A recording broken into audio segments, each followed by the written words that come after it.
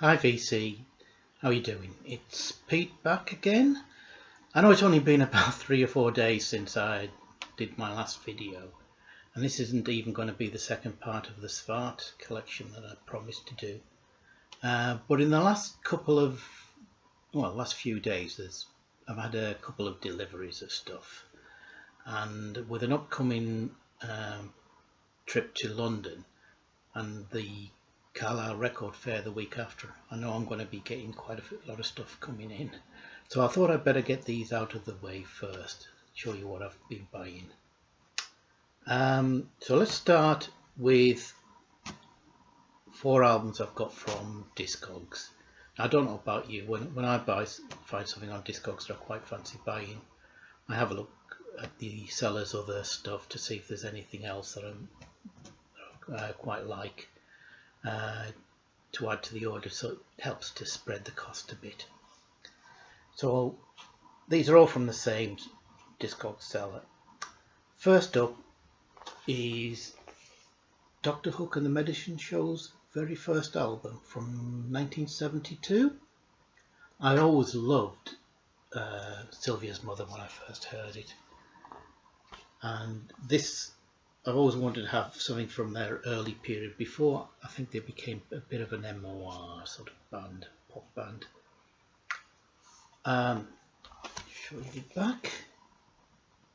This is actually, I wouldn't call it a classic album, but it's an enjoyable album. All the songs are written by Shel Silverstein, and it's sort of split half and half between ballads like Sylvia's Mother and more up-tempo country rockers, a lot of them with Silverstein's quirky sense of humour. I really like the second track, Marie Laveau, which is a sort of Cajun swamp rocker that you'd really imagine Dr. John to be doing. Nice album. The second is by another band that I don't have anything. I've never had anything on either CD or vinyl by, except for one track on a compilation album, and that's Frank Marino and Mahogany Rush. This is their live album from 1978. Now, he was derided, I think, by a lot of critics, what do they know, for being just a Jimi Hendrix wannabe. And Hendrix is a big influence, but he's got a lot more going for him than just that. And if you're going to be influenced by any guitarist, why not pick one of the best? This is excellent 70s hard rock. If you like that sort of stuff, thoroughly recommend this. He does a version of Purple Haze on here as well. I'll definitely be looking out for some of the studio albums.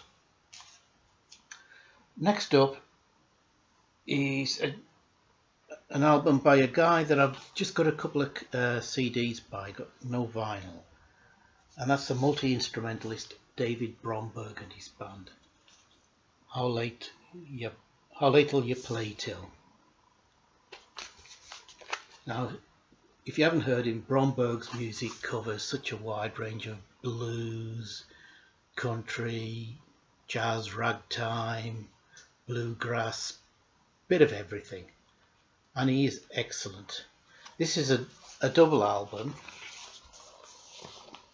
There we go, nice shot inside.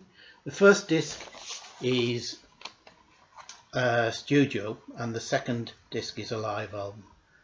I really wish they'd released the studio album separately and made the live album a double, because the live album is superb. The standout track for me is the 16-minute Bullfrog Blues, which is a talking blues, very similar to Arlo Guthrie's Alice's Restaurant, if you know that track. This is great playing, great songs. I'm really pleased to have this. And finally, from Discogs, the one I was actually after is Gong Cha Mom. Show you that. This is the album they made after David Allen and Gilly Smith had left, and also after Steve Hillage had gone as well. Now, though Steve Hillage plays on a couple of the tracks here as a guest. Look inside, you can see the band. At this point, the band were Mike Howlett on bass and vocals, Didier Malherbe on his usual saxes and flutes, Mireille Bauer on various percussions, Pierre Malone on his drums and vibraphone, and Patrice Lemoine on the keyboards.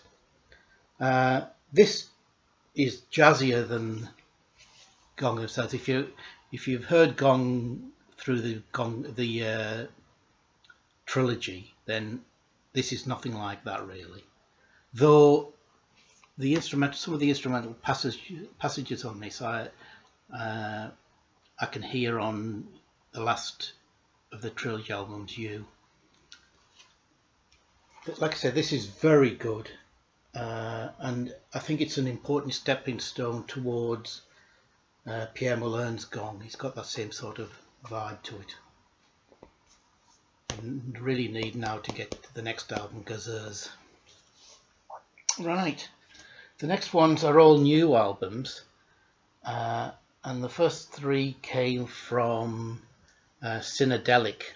Synedelic's a label, an Italian label that seems to deal mainly with Italian library music and soundtracks. But the first, if I can say his name, is a solo album by Sundaram Sundaram. Sorry, and it's called Skinny Woman. I cannot pronounce his name, I'm very sorry. Now this guy played in a couple of Italian prog bands, Mi Banda e Melody and New Troll's Atomic System, and this album is not really what I was expecting. The first side is very funky rock. If you like your funk rock, then you'll love this. And it's got I love the track Electronic Heart, which has got a great groove. The second side is more mellow, psyche. In fact, one of the tracks, Shanghai, sounds like it could have come off one of Santana's first three albums. It's got that same sound. Again, not a classic, but well worth having. Like I say, if you like your funky rock, you'll love the first side. Oh, and it doesn't tell you anything here, but the musicians on this were a lot of the New Trolls guys, and I think they wrote most of all the tracks on here for him. But he plays all the Indian percussion and behind the rock. Excellent. Second from Synedelic was the Underground Sect, War in the Night Before. Here, no details. The Underground Sect, this is their second album, and I think they actually were the Italian prog band Nuova Idea. And this is great heavy prog from the early 70s, mixed with some more psych pop, organ-led psych pop from like 67, 68, that style. In fact, one of the tracks on A Lettera sounds like prime Procol Harum songs vocals. There's only 3 or 4 of the tracks with vocals, and they tend to be sort of wordless choral type vocals, but the guitar playing and the keyboard, the organ playing on this is excellent. I'm really pleased to have this. It's well worth having, and I'll have to look out for the first album.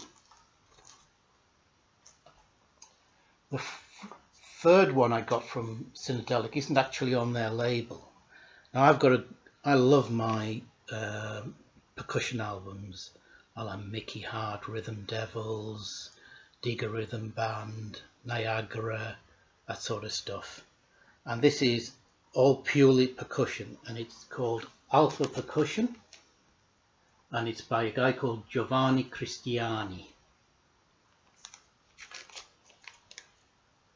And this was recorded, I think, in 1985. It was originally on Pentaflowers, I think. And this is a reissue on the Mondo Groove. This is, if you've heard a lot of the some of the Mickey Hart stuff and liked it, you'll like a lot of this. This is, like I said, purely percussion, no other instruments on here. But I really love this album. Well, I'm pleased to have found it. And finally, if any of you know about the Fruit de Mare's label, a brilliant label, which I'll have to do, another label I'll have to do a video on. I got this through the post, Fuchsia 2, From Psychedelia to a Distant Place. Now, I don't know if you know about the band Fuchsia. They did a probably what was called an acid folk album back in the, I think, the early 70s. The unusual thing about them was that they incorporated a three-piece female string section in the band, and that's highly sought after, that album. It's considered one of the cornerstones of acid folk. But the main guy was a guy called Tony Durant, and he's carried on doing stuff, and this is their second album, which was released originally on CD in 2013, but Fruit de Mares have put it out on vinyl this year, and you get a signed, it's limited to 200 copies, and he's on beautiful purple vinyl, as is, I mean, everything that virtually that Fruit de Mares does is on coloured vinyl. Now, this could easily become one of my favourite albums of the year. It's got a lovely warm sound to the songs and the actual sound of the album, and Tony Durant's a really good vocalist, and the songs are excellent. I highly recommend, if you can get hold of it, to try and visit the Fruit de Mares website and try and get this before it sells out, though you could always get the CD. Well, that's it. Managed to keep this down to about 13 minutes. Oh, I've forgotten one thing. I won't go into a lot of detail with this one. I did get something else through the post back end of last week, but this is CD, not vinyl, and this is an 8-disc set by the Italian jazz rock band Perigio. This is Anthologia. This has their 5 albums that they did, studio albums, between 1972 and 1976, before they split up. They later reformed, but I think with a different lineup. As well as those 5, you have a live album from Montreux 1975, and a double live album, Live in Italy 1976.